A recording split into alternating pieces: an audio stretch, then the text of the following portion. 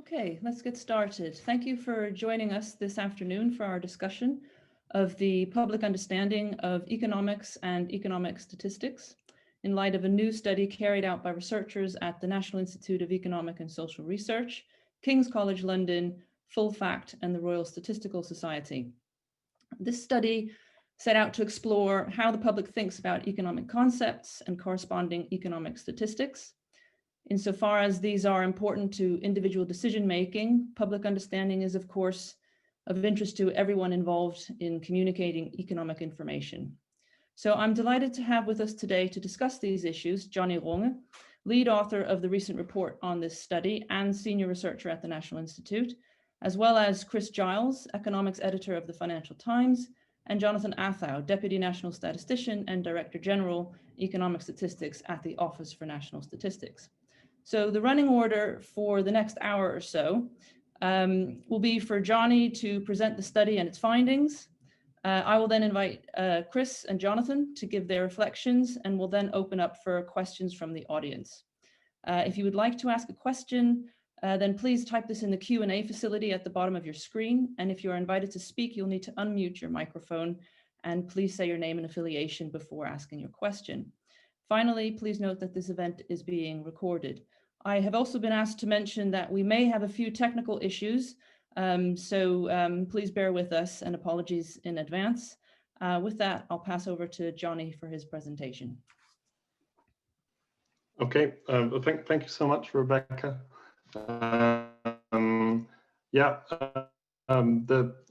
As Rebecca said, the technical issues might be my internet being a bit slow, as I'm in a really rural area right now. So Sarah from ESCoE is handling my slides as well.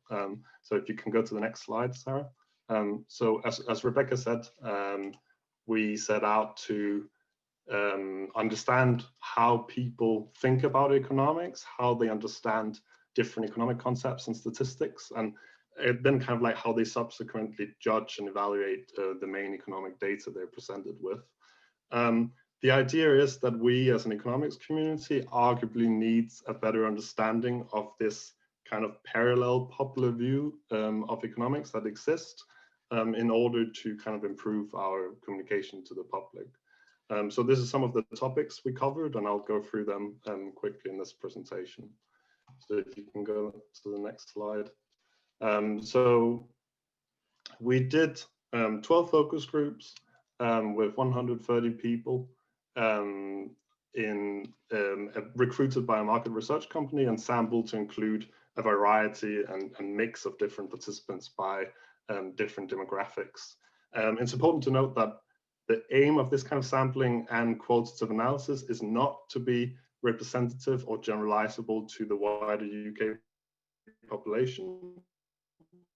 The strength of this kind of data is that you can capture very rich and nuanced views and kind of like a wide variety of views across the population.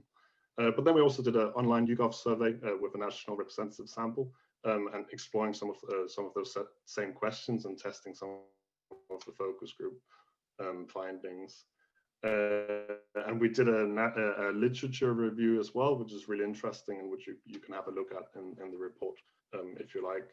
One thing I should probably mention is that if you notice those dates, this was obviously done in kind of a different world to the one we're living in now, like pre-COVID, or at least pre-COVID becoming a full-blown economic crisis as well. So that obviously kind of like affects some of the findings that we have. And we are currently and have done some follow-up research in light of COVID, which we'll publish early next year as well.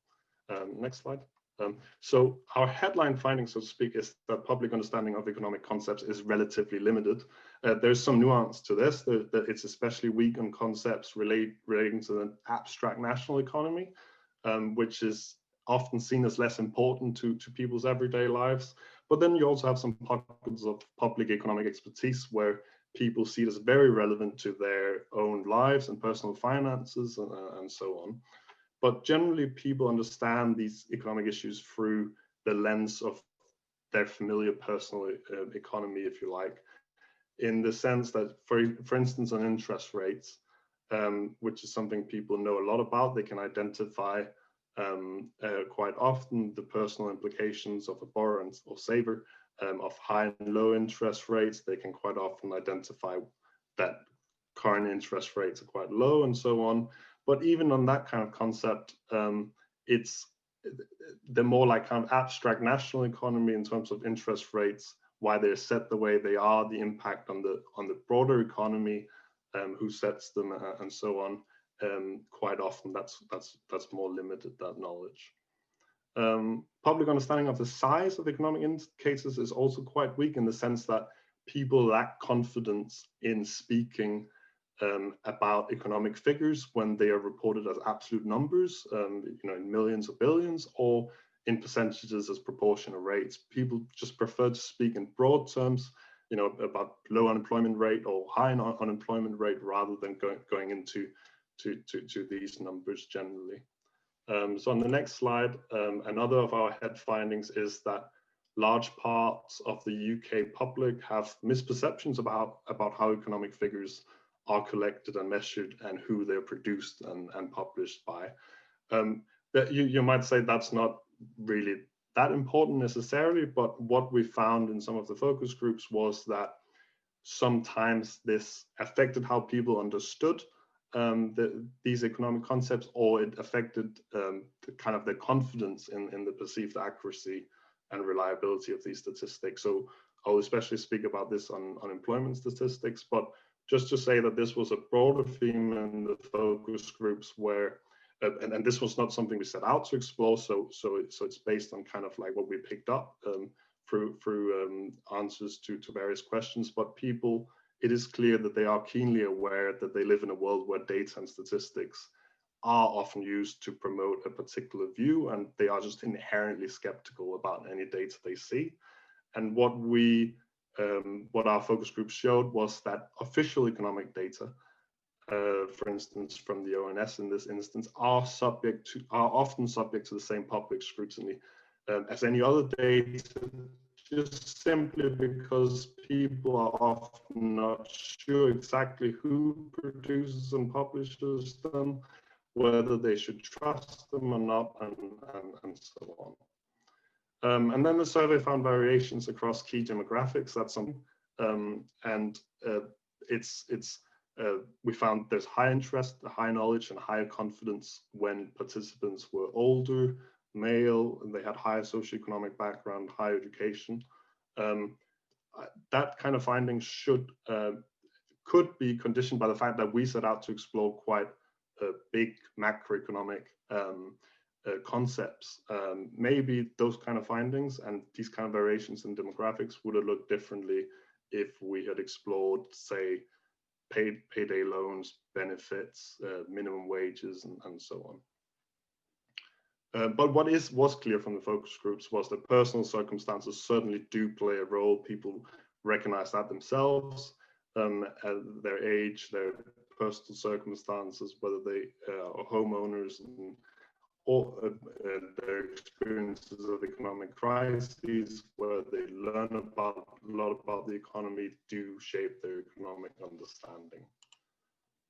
So on the next slide, I wanted just to say a few words about our discussions about the broader economy, because there are a few interesting things, in the sense that people are interested in the economy and economic issues. That's important to recognize, that they do recognize it's important to their own lives, sometimes directly and sometimes down the line, even if they can't figure out exactly how those processes work.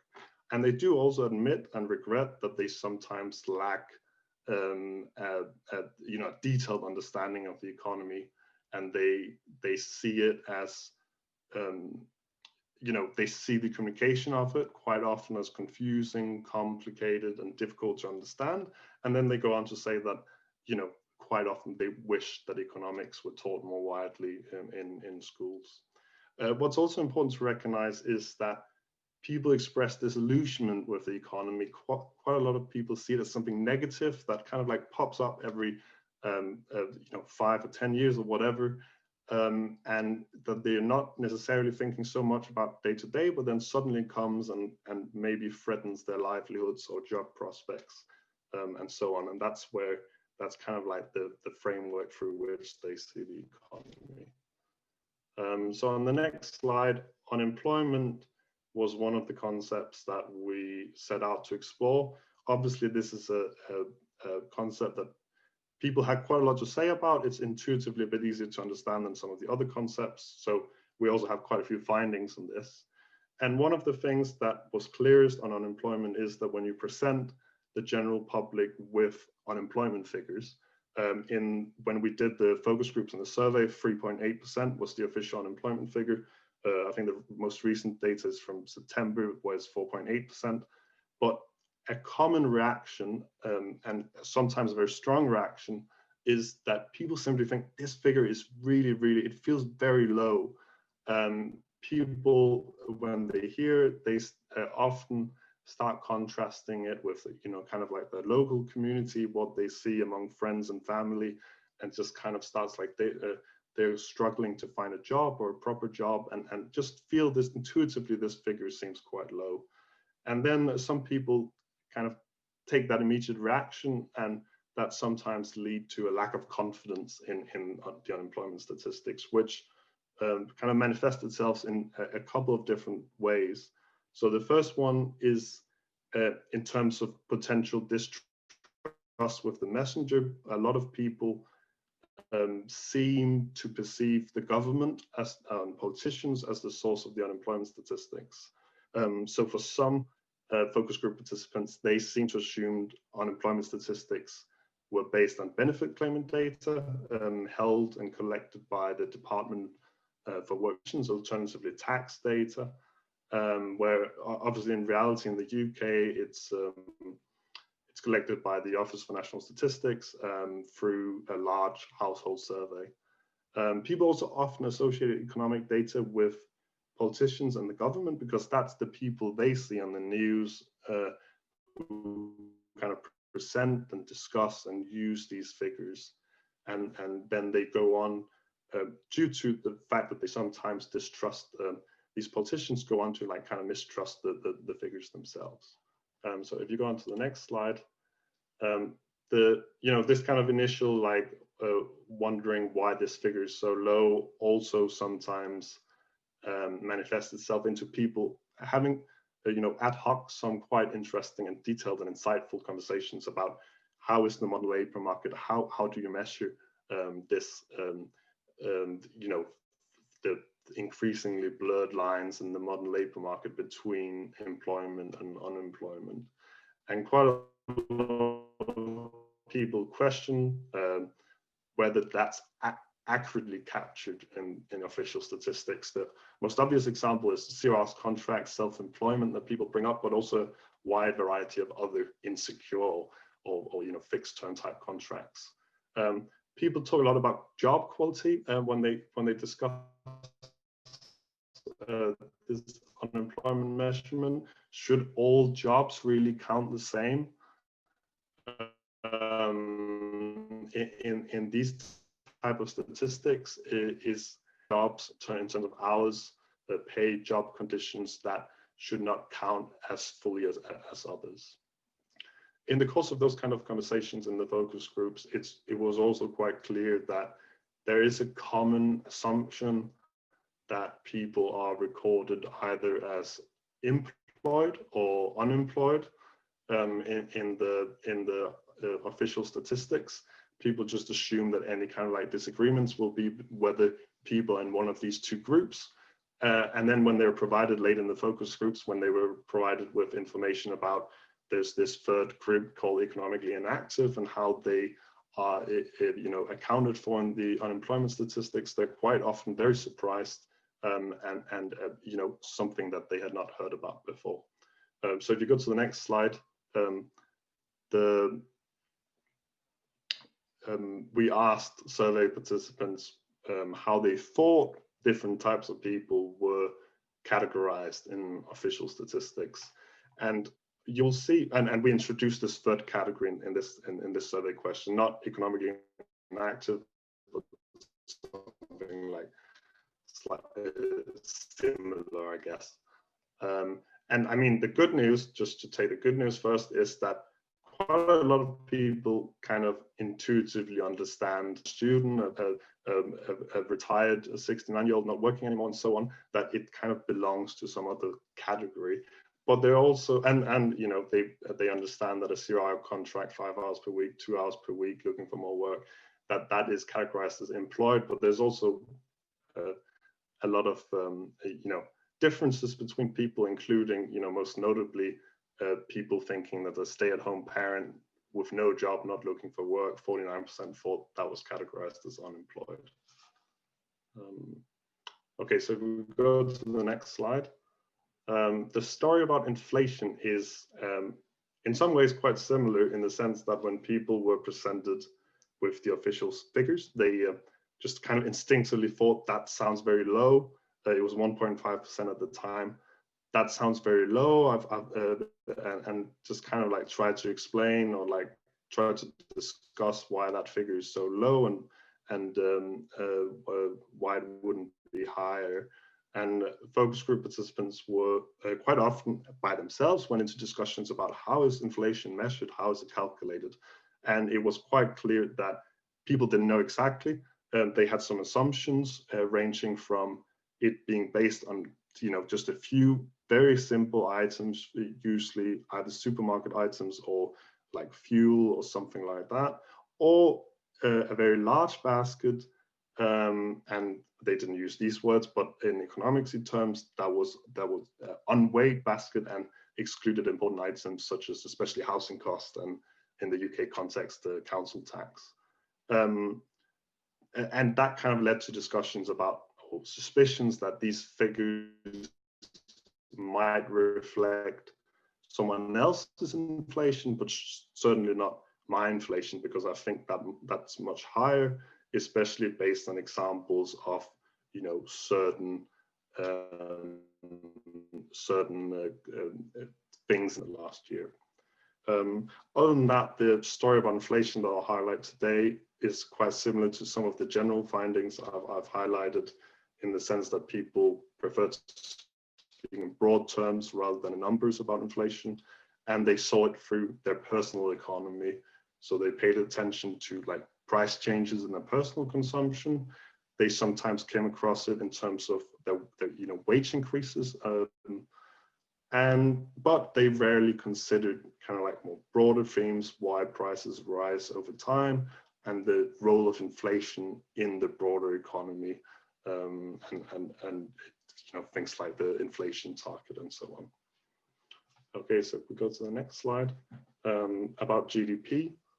So I think the main story here is that we really cannot underestimate how little, overestimate how little people know about GDP, or gross domestic product, however you kind of define it to participants.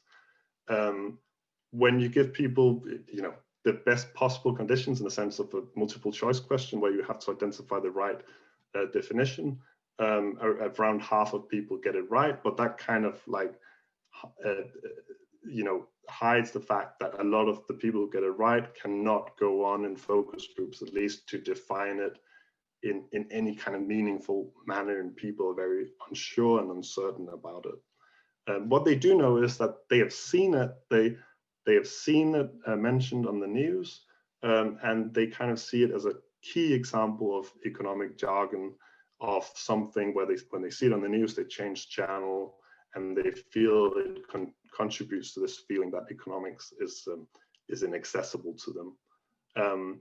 The research also kind of identifies various ways people misunderstand GDP, you know, from the more, I guess, sophisticated understanding, so to speak, in the sense of assuming that goods and services produced in the UK only kind of take value, or only count towards GDP when they're sold to another country, where, you know, to the, you know, less sophisticated, such as confusing it with general data protection regulation because of the kind of similarities with the acronym. Okay, so the next slide on interest rates. I've told quite a bit of this story already. People quite often have a very good knowledge about interest rates. It's important for the mortgages, especially. A lot of people, sometimes in focus groups, down to the exact figure, can identify that interest rates are considered low, and a lot of people can identify what the personal implications are of low and high interest rates and can describe this very clearly in focus groups. They also recognize themselves that personal circumstances play a big factor here with age, and as their personal circumstances have changed, they have started paying much more attention to interest rates. But again, this story that once we kind of go beyond the personal implications, go beyond like the mortgage or the savings and so on, then maybe there's sometimes less understanding of the impacts of interest rates. Okay, deficit and debt on the next slide. There's the way we introduced it in the focus groups was to kind of like ask people, what do you understand by the budget deficit? What do you understand by the budget surplus? And in those kind of questions, people were quite good at kind of figuring out from the terms what it was. And what they certainly knew was that the UK currently ran a budget deficit. Remember, this was before COVID, so even then they knew that the UK ran a budget deficit. They had a, they knew that it was kind of the norm historically to run a budget deficit. Some even said that they'd never heard about a budget surplus.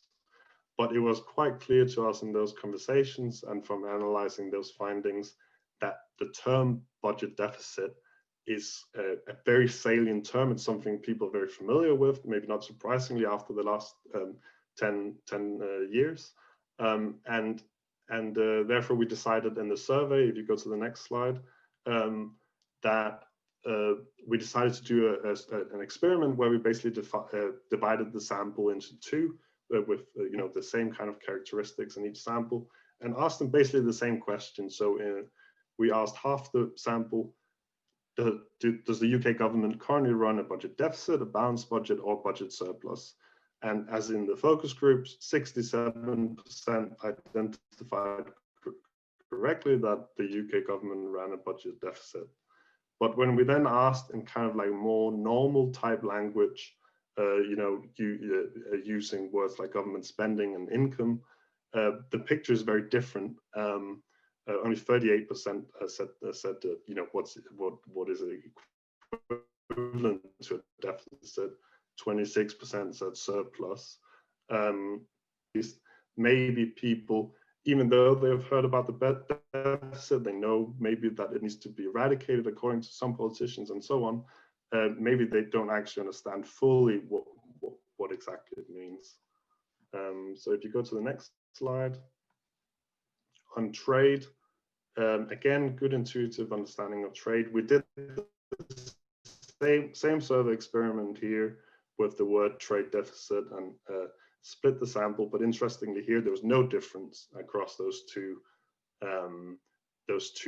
treatment groups, kind of suggesting that people can both identify that we have a trade deficit and also understand in more general terms what this means. It was especially among older participants that who had sometimes a very detailed historical knowledge and sometimes personal experience of a decline in industries, and that the UK had developed into a service economy. They especially had a very good knowledge of trade. Then we have some findings in terms of, again, this trade deficit term is quite strong. People sometimes see it as negative, quite often see it as negative, and with trade could go into quite a lot of detail quite often on why they thought that was negative, but also sometimes why they recognized that the UK had a trade deficit. Interestingly, as I said, the focus groups were done in October 2019, which was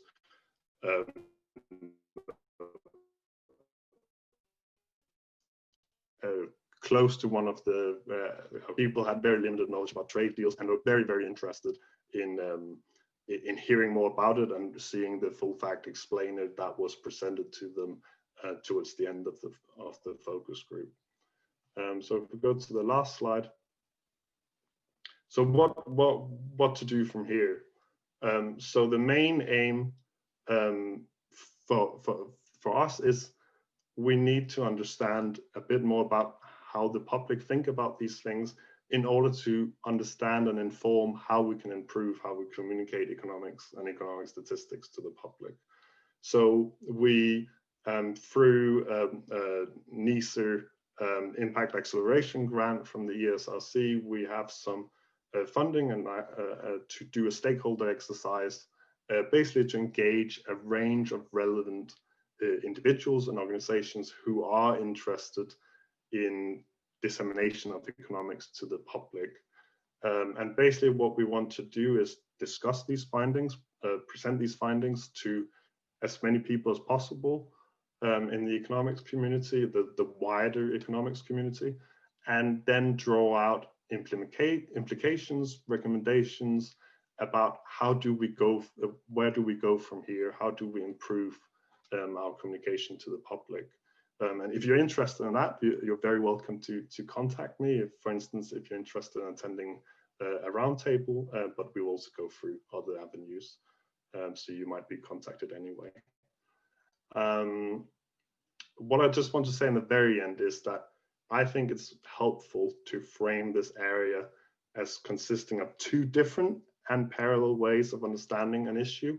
So, namely, public understanding, which I've given some details about today, and expert understanding. So I think we need to take these two perspectives equally seriously, rather than always necessarily seeing one, our version, the expert version, as the correct version, and the other, the public version, simply as a result of biases, ignorance, lack of information, and so on. Because I think we show throughout the report that the public version in itself is quite interesting, for instance, on unemployment and some of the things, and then and the public, general public, coming from a different perspective. I think we as economists can learn a lot from those perspectives, but also just in any case, we need to understand that perspective better if to have any chance of generally communicating economics well. So I think it's important that we learn, we listen to the public perspective, and in that sense come a little bit out of our own bubble, so to speak. So that was my presentation. I'll hand over to Rebecca and Chris and Jonathan. Thank you, Johnny. Thanks very much for your presentation. Obviously a lot to think about for many an economist, no doubt. Before handing over to Chris and Jonathan for their reflection, if I can just offer a few points we might consider in interpreting these findings and in taking this work forward. So first of all, there's of course your clear underlying message from this and other studies that there's room for improving communication of economic concepts to the public. But I also think there's some positive message in all of this. I mean, looking at the survey numbers that you've generated, the majority of those surveyed were able to correctly interpret key economic concepts. I take your point that going into focus groups, further explanation might not always have been as accurate as you might have hoped, but nonetheless, reasonable interpretation of key economic concepts. A significant majority were also able to correctly classify individuals in different circumstances as unemployed, employed, or neither of the two. I think this is some feat, actually, particularly considering that economists themselves are or use rather fluid definitions of unemployment in their attempts to gauge wage and inflationary pressures. And also, as you highlighted, survey respondents they demonstrated an interest in economic issues. And this means that there's, of course, genuine scope to improve understanding. Secondly, I think that you have a very interesting finding there around differences in public understanding of economic concepts that relate directly to people's own situation. You mentioned interest rates relating to mortgages, for example, and more indirectly. So people speak of somebody else's inflation or somebody else's GDP, for example.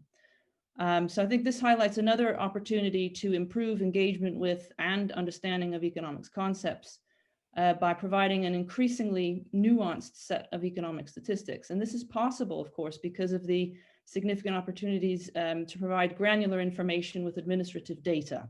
So, there's an opportunity to provide much more information at a local level, as well as transition paths through the labor market, which would, relate more strongly to individuals' experiences. So I think that there's some real opportunities there for engaging on these issues. Third point I just wanted to highlight was that there are two separate but related communication issues here. One is around economic concepts, and a lack of understanding of economic concepts also generates a lack of understanding of economic statistics. But another issue of communication is around economic statistics themselves and their limitations. It's not covered in this report you've done here, but it is covered in work you've done with Anna Galvao and James Mitchell, where you're considering different ways of presenting the uncertainty around economic statistics like GDP. And I think you find there that presenting data in that way can also help to improve understanding. So something to think about going forward. So let me pass over to Chris Giles for his reflections. Well, thank you very much, Rebecca, and thank you, Johnny, for this very interesting report, which really, for someone like me who sits in the interface between expert and public understanding of economics and using your terms, I find it really fascinating. And while I agree in some sense with Rebecca's sort of optimistic take on this, that there's a certain level of proficiency in the public, I think we have to accept that the vast majority of the findings here are actually rather depressing and rather difficult, both for the economics community and the communications community, and I sit in both of those. First of all, I just want to say how important I think understanding what the public understands is about economics in three senses. So in the sense of as citizens, I think, we have to be taking we like to think we take relatively informed decisions at the ballot box. And if we understand, and if politicians who will try and persuade us of things understand that we actually understand very little about economics, that leaves avenues open for people to be exploited. And it arguably already has happened in a certain number of votes. I think as economists, this is very important because we need to understand what the public thinks about what we're doing. And it tells us something about ourselves, I think, about where actually economics is. And the fact that public understanding is pretty poor suggests that we're not doing something right, that there are ways that we have to do better. And I think as communicators, particularly in the media, where we're essentially intermediaries between expert economics and the public, I think this shows that in some senses we are failing. There's lots of different forms of communication, obviously. So for the Financial Times, we have a rather more expert audience and can assume more knowledge than, let's say, the BBC can do. But I think that doesn't absolve us of having to think quite hard about how we describe economic statistics in future and try and do our jobs better. I think we shouldn't take the view from this research that the public are in some sense stupid or wrong. I think in a lot of ways that it's reasonable to be confused by the statistics on offer. And I think the unemployment examples give quite a good case study of why it's reasonable to be confused. And in particular, the unemployment statistics that we generally as experts prefer, that is the unemployment rate rather than the unemployment number, and it being a percentage of the labour force has some peculiar difficulties which the public don't understand quite clearly and find very difficult. So for the vast majority of the prime age labour market, to be just technical about this, the public think that the numbers given, 4.8% as it currently is today, or 3.8% as it was in February, is too low, because they think that many of the people who are classed as inactive are actually unemployed, and in a common sense understanding of the world, that is. And if we look at what's happened in the past decade, we saw that the inactivity rate fell from about 23.5% to about 20 or so percent from up to before the coronavirus crisis struck. And that was about half, just under half of the increase in employment. So people went into employment just as much from inactivity as they went in from unemployment. And so it's not unreasonable to think that the rate, if you're talking about a percentage rate, would be a rate of the whole of the inactive population, or would include people who are inactive rather in the numerator, rather than only the people who are out of work and seeking work, as the official figures said. So I think we do need to think quite hard about how we describe the unemployed for the prime age group, and then for the youth level. In fact, it goes in entirely the opposite direction, where you have a very large student cohort or people who are out of the labour market, and you see figures around Europe, let's say, of 40% Spanish youth unemployment, where that is actually only 10% of people of the youth cohort. And so these numbers can go then exaggerate in entirely the opposite direction. And so we just need to be very careful, I think, about how we use some of these figures and how we describe them. And I think for the unemployment sense, I think the important thing there is to be more detailed in our description, say exactly what we are describing, not just assume that we say the unemployment rate's gone up from 3.8 to 4.8% over the past year, and think that's enough to be able to describe that. And I think that's one lesson I've certainly taken away from this. I think in terms of other statistics, the other one is that we must be very, very careful in communicating using the word GDP ever at all. And I think we can talk about the size of the economy growing and contracting. I think that's probably slightly easier to understand, or the total value of everything that's produced in the economy, although that suggests it's only goods. So we might have to say goods and services, but then that gets a bit of a mouthful. We need to think quite hard about how we describe the activity in the economy. So just to say one or two things that I think we should take away, is I think we need to be very careful on unemployment about being clear about exactly what it is the unemployment rate is actually determining, and we need to probably describe both the numerator and the denominator. In inflation, we must never talk about shopping baskets, because that's just confusing and gives people the wrong idea of what inflation is all about. In GDP, we need to think of synonyms as far as possible, and I have this argument almost, well, certainly weekly, but often daily, that I try not to use it in articles as a acronym at all. And there are elements of the editing side who want it in there, because I think it shows we're being accurate. And so we have this argument very, very regularly, and it's certainly not one that is resolved. I think we need to be a little bit careful upon the issue of trust.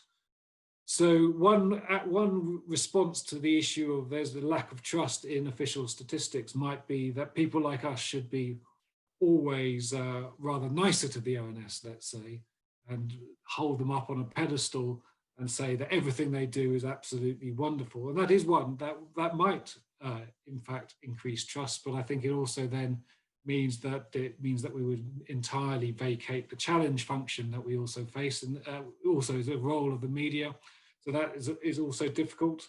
But I think just to put it all together, I think the simple conclusion is we have to be better, and we have to think hard about what better means. And we haven't quite got there yet, but there's work to do.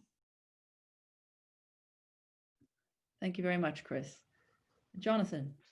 Thank you, Johnny, for taking us through that, and also for guiding this this report through. I think it's really valuable, and as the stats producer, we want to understand these issues and get to the heart of them. I had a few thoughts that perhaps will build a little bit on some of the things we've heard before.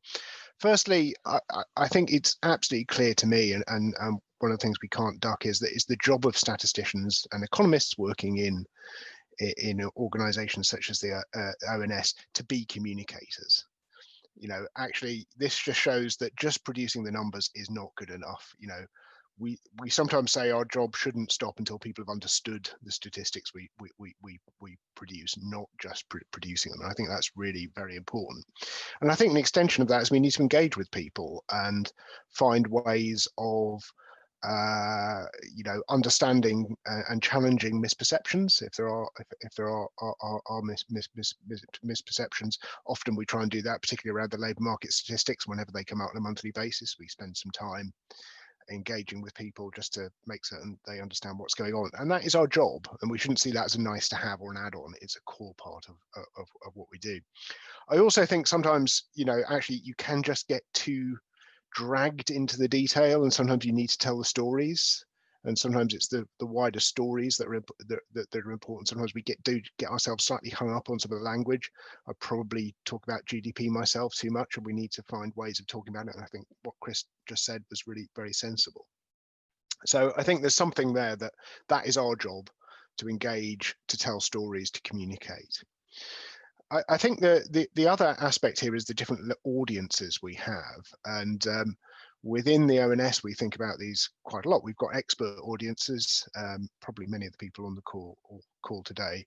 We then have the sort of idea of something we call the inquiring citizen, somebody who might be reasonably aware and is trying to find out information from us. And then we've got the general public, and how you meet those different audiences is quite difficult, because often we're trying to sort of put out one set of messages, and how you tailor them and find the way of getting them out there is really quite nuanced. Actually, this is kind of one where actually a key way in which we disseminate data and statistics is through the media, and absolutely getting that channel right is really very, very important for us.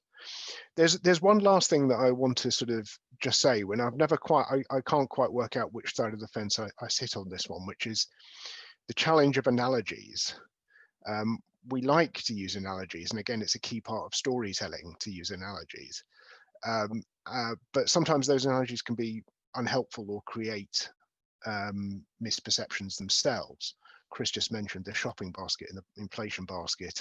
It's a term we use within the office, but it does sometimes create the wrong approach. When you're talking about government borrowing, the terms you use there, you want to sort of occasionally talk about something that would make sense to people in terms of their concept, but using an analogy of a household budget for UK government borrowing clearly is often, most of the time, is not going to be the right thing to do. So there's a real challenge around those analogies. Analogies can be very useful and very powerful.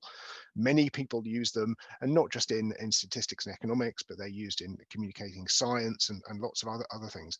But they can just sometimes take you in some places that you don't really want to go. And that's one I've never quite worked out, kind of how you try and use analogies in the right way, but without sort of getting sucked into some unhelpful things. That's the sort of my last one that I'm afraid I still grapple with, and still struggle a little bit to know kind of the best way of dealing with that. But a few thoughts there on our role as communicators, the challenges of audience, and then, as I said, this thorny question of using analogies in communication. I'll leave it there. Thank you. Thank you very much, Jonathan. So I think we can open up to questions from the audience now, and we have a few questions already. Please feel free to type in the Q&A. If we could start with a question from Sheila Page, please.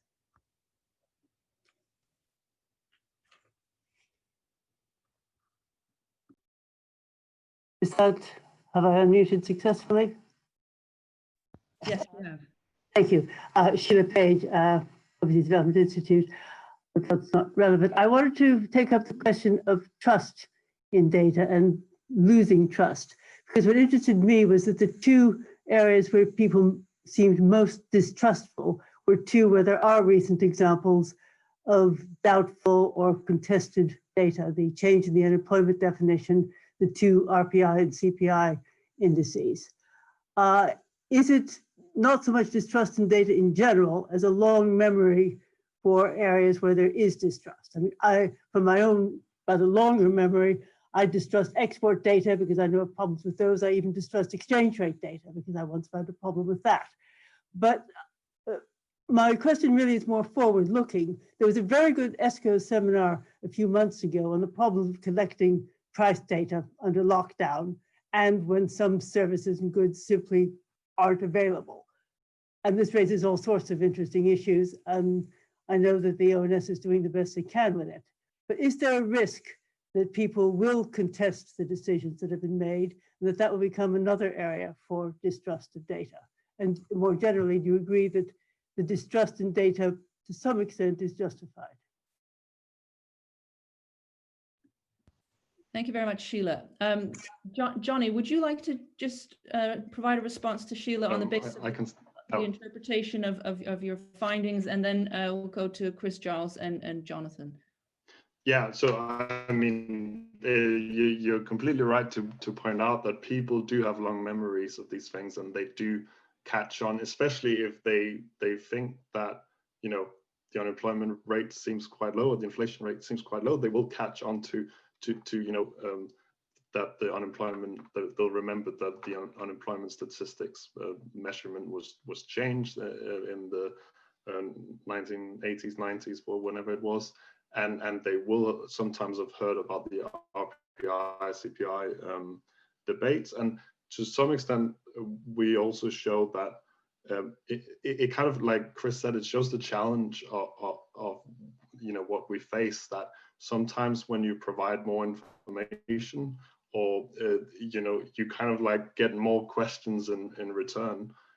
There was one of the explainers in the focus groups where that people were shown towards the end of the focus groups that said, that had like a little sentence. It had talked about the level of debt of the UK government debt, and then it said in a little sentence that economists disagreed or were not sure about like whether there was like a you know, a level of debt that was too much, or something like that. And that again, you know, was meant well, providing more information, but that kind of like just begged more questions. And what's going on here? Why do they not know what a desired level of debt is, and so on? So yeah, I'll hand over to Chris and Jonathan. Just very briefly, I think on the unemployment thing, that's interesting. Now, it could be that people had long memories of the 1980s when the claimant count was clearly massaged and people were put onto various training schemes to keep the numbers down. It could also be that people didn't really think that the ILO definition of unemployment matches their definition of unemployment because of the issue between inactivity and unemployment. And then when they found this discrepancy, they thought, oh, well, therefore it must be manipulated in some way, and shows just a general lack of trust in authorities, and particularly the political authorities rather than the statistical authorities. I don't think the report quite gets to the bottom of which of those two it is, because it's uncovered this feeling that there's a lack of trust. And I think that's an area for greater research, because I think, quite honestly, the response will depend on which of those two things it is. As far as things like RPI and CPI are concerned, I think this shows why you want to have fewer rather than more inflation measures. And I think the ONS is entirely in the right place on this now, admittedly after quite a long time of not necessarily, in my view, being in the right place on it. But it shows, I think, that when you have many measures purportedly measuring the same thing but coming up with different answers, the public is going to be not interested in trying to get to the bottom of which measure says what, but just wants to know the truth. And if there's lots of measures, they will pick the measure that suits their personal circumstances most. And in inflation, it will depend entirely on which side of the argument they're on, whether they're paying for something or receiving something. And in that sense, you can't blame them.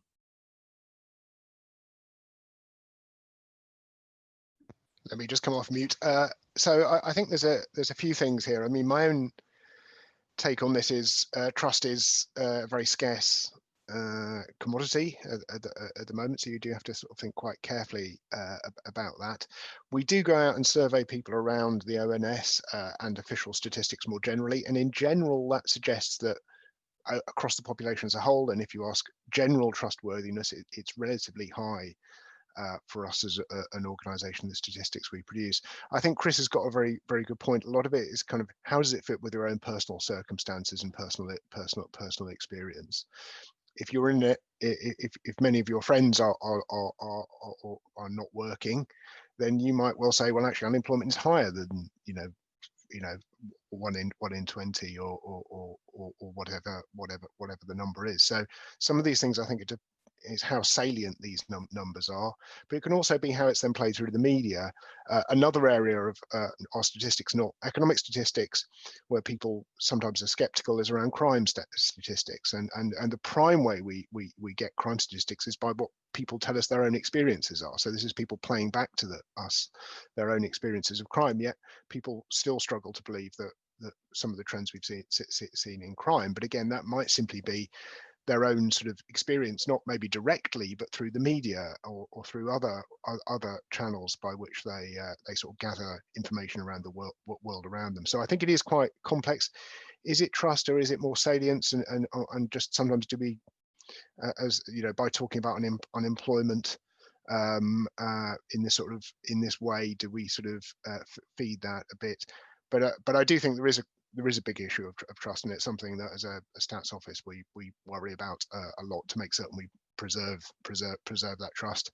And if we do make mistakes and there are problems, then actually that obviously damages that trust, and it's something we tend to want to avoid as much as possible. So I think there might be a bit of trust, but when again just looking at sort of the comments on unemployment recently on Twitter, if you can judge anything by Twitter, it tends not to go back to the 1980s. It's more about these 0-hour contracts. It's more about how many hours you have to be working to be employed. That seems to be where the concern now is, less so on the sort of 1980s. But I'm certain to a certain degree, for some people, it will still be a relevant set of issues. Thank you very much. We're going to take a question from Judy Stevenson. And then we're going to take a question from Anna Killick, please. Hello, Judy Stevenson from University College London, Bartlett here. The key question or issue that the UK economy has faced for quite a long time now is lower rates of productivity than other similar economies. And although you didn't directly ask respondents about that, it felt intuitively from what they were saying about interest rates and about the labour markets that perhaps this was something that the public does have some understanding of. Can you tell us anything about how you would research this further, or anything that did come up in the conversations that you had that might indicate what their understanding of productivity in the UK economy is? Thank you. Thank you, Judy. I'll just, I'll go to Johnny in a minute, and then I'll go to Jonathan and Chris. But I mean, interestingly, we just had a conversation today at the Productivity Institute, which is a new ESRC investment, very much designed to research the issue of low productivity in the UK economy. And one of the key things we discussed was how do we define productivity? And there are really a lot of different interpretations depending on who you are. Are you a business? Are you talking about productivity at the economy level? What aspects of output should be included in this calculation? And of course, the drivers of productivity depend very much on what level you're looking at this, what you think should be captured in these statistics, etc. So I think amongst economists themselves, we often use different terms to describe productivity, and it is a minefield, and one that it would be helpful to clarify. I'll pass to Johnny now.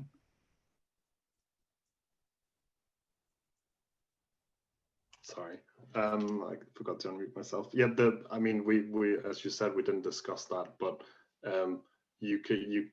we didn't explore productivity understanding, but in the sense, it would probably be very similar to some of the other findings, that they would not necessarily understand it on a national abstract level, but they would the general public would certainly have a lot to say on it on a personal level, and there would probably be quite a lot of insightful things about how people see productivity at work and in their everyday lives that might very well differ with what an economist would answer to the same question. So in that sense, I imagine it could be very similar to some of our other findings.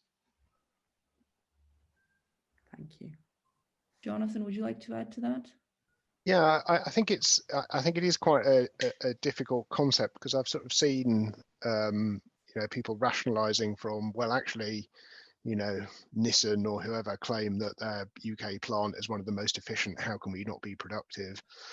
I think it's just trying to get that wider sense that it's an economy-wide concept, and is kind of interesting. People sort of see productivity as quite a technical sort of technical issue, where actually it's much wider than that. So I think it's even more abstract and therefore even more complex for people to get their heads around. But I don't really have much more to offer than that, other than to say that even we struggle often to communicate it and the different concepts effectively to expert audiences, let alone a wider group of people.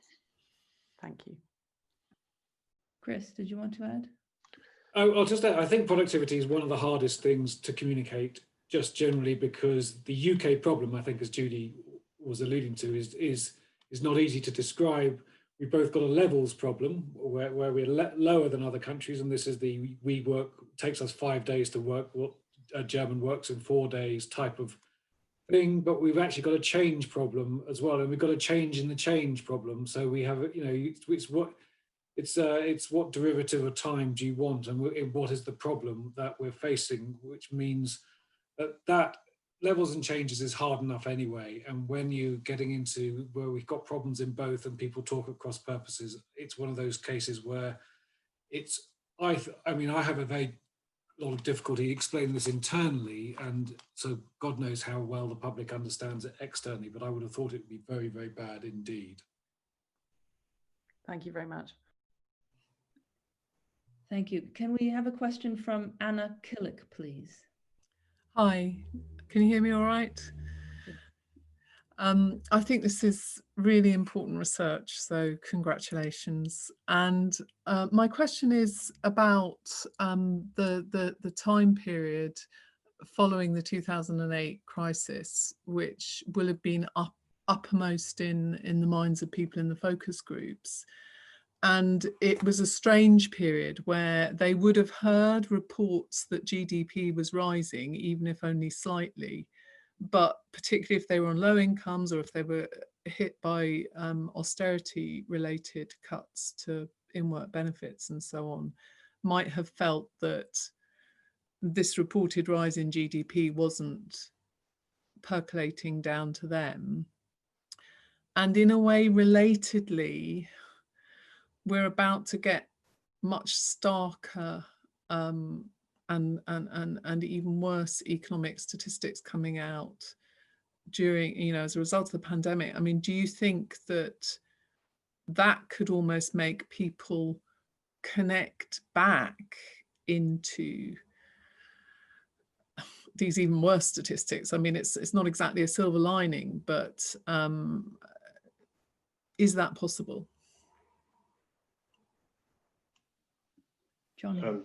Should I start again? So, I mean, we did explore in the focus groups how people felt like kind of economic performance, a country's economic performance should be measured. And as you would expect, people didn't say, let's look at GDP growth and see how it's going, but it was much more personal stuff, whether shops in the high streets were closing, whether they had a job and stuff. And one of the things that came across was that people quite often said, how can economists or how can the media say that the economy is doing really well, that it's been growing for a number of years, while at the same time I read that food poverty and food bank usage is going up in my local community. How can those two things happen at the same time? In terms of the pandemic and kind of like connecting back, I'm probably not answering your question properly, but what I will say is that we found that people are very interested in the economy during times of economic crisis. They learn a lot about the economy, and then kind of to take up on like Rebecca's positive, optimistic outlook is that at the moment and for some time to come, obviously, we as economists have a great chance because minds of the general public are focused towards our story and our communication right now, because they are finding the economy interesting at times like this. If I could just add one point, this is if there were people who were saying in 2011, 12, 13, 14, or parts of the media, and there were, that the economy was doing well because GDP was growing, then in my book, and certainly in the way that we sort of, the edicts we have at the FT, that would have had their knuckles wrapped for the way they were describing the economy, because you've got to think about relative to what, is this good relative to what? And it was absolutely clear that if you took any longer term historical series of GDP, the growth we saw there after the recovery was extremely disappointing. And certainly we were reporting it as such, and along with earnings. And if you're not doing that, then you're not reporting it, I think, in a fair way. Likewise, at the moment, the only thing that matters is certainly not the 15% GDP growth we saw in the third quarter, but it's the level we are still below where we were in February. And that's the only statistic that matters. And then it will be the level below where we thought we would be, that what we've lost, and that will be the key stat, not how much we've grown, because we know there's going to be very fast growth next year, but that's going to be meaningless to people. It's going to be those gaps. And so you just have to, as intermediaries, have to actually, if you're going to be honest about this, not everyone is honest. I'm fully aware of that. But if you are going to be honest, then you need to think hard about what the relevant comparison is. I just one thing to add. I do think that personal experience is very important, not strictly on the areas we've talked about, but if you cast your mind back 2 or 3 years, people were concerned about inequality. If you sort of surveyed people, they said it was an increasing problem. Implicit was inequality was rising. That was not kind of what the statistics showed. I think Chris has actually said this, that I think a lot of that could well come from people's personal experiences. If you are struggling to see your incomes rise, you are struggling with your standard of living, then actually that probably will colour a lot about how you see some of these issues, even if that's not what the overall statistics show. So I do think there is something in that personal experience does really reflect, cast a long shadow over how people see the wider world. I think it's just a very human response. Thank you. So we are running out of time. If we could just run on for a couple of minutes, if that's okay. So I want to take a question from Sandeep Singh, and then I would like to ask each panel member to just say a bit about what they think the way forward is. We have a couple of questions from Raymond Lydon at the Central Bank of Ireland, and from Tony Dent, asking what should be the next steps, basically, for better informing people. And Johnny, specifically, what are you planning to do? You mentioned some ideas at the end of your presentation. But first, a quick question from Sandeep Singh for Jonathan, I think.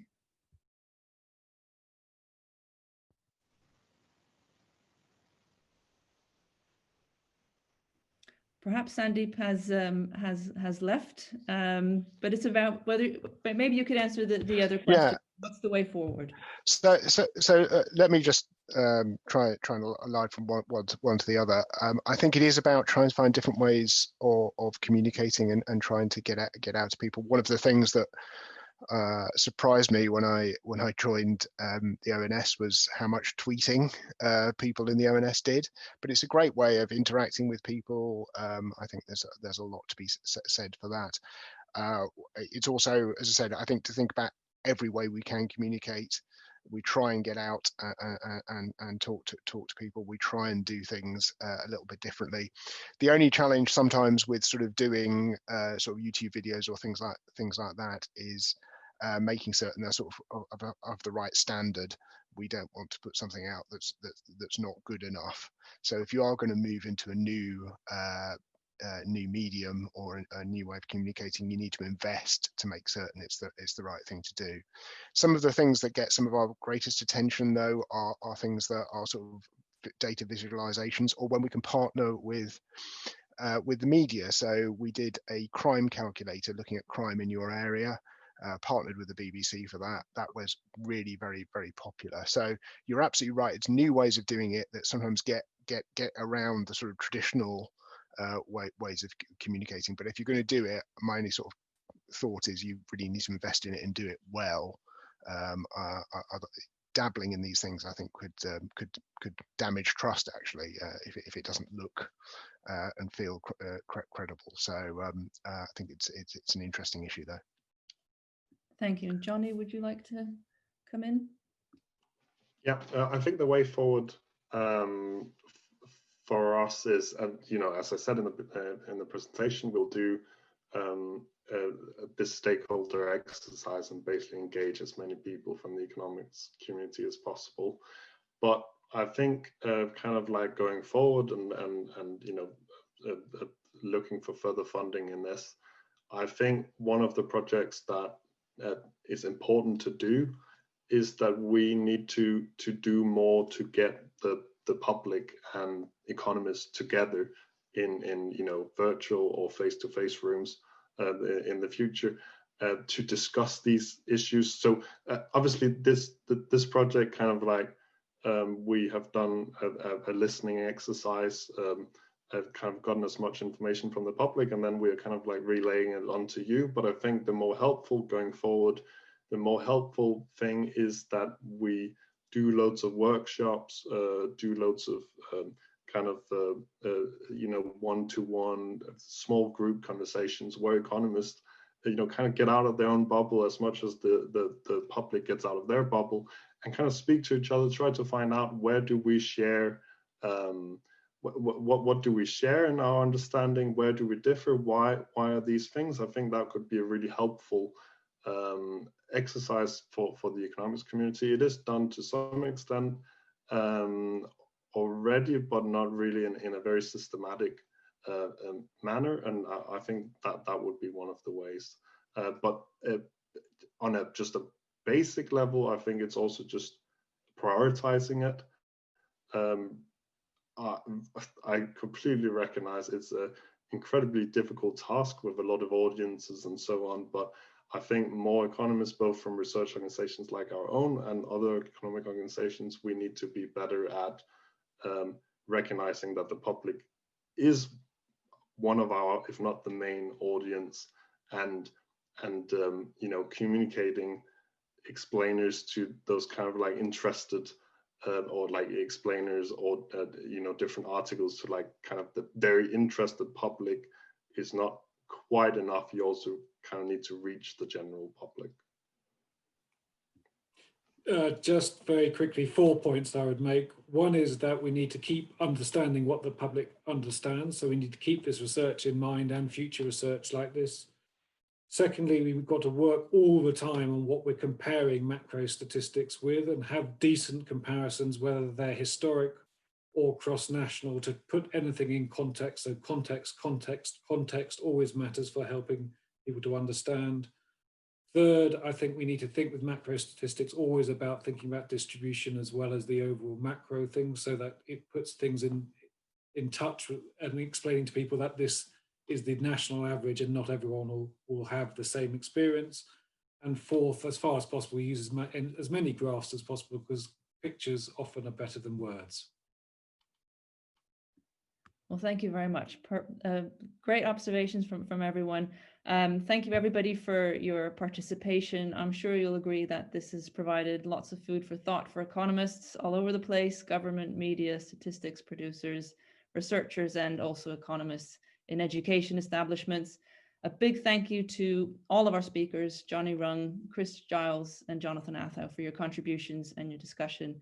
Thank you very much.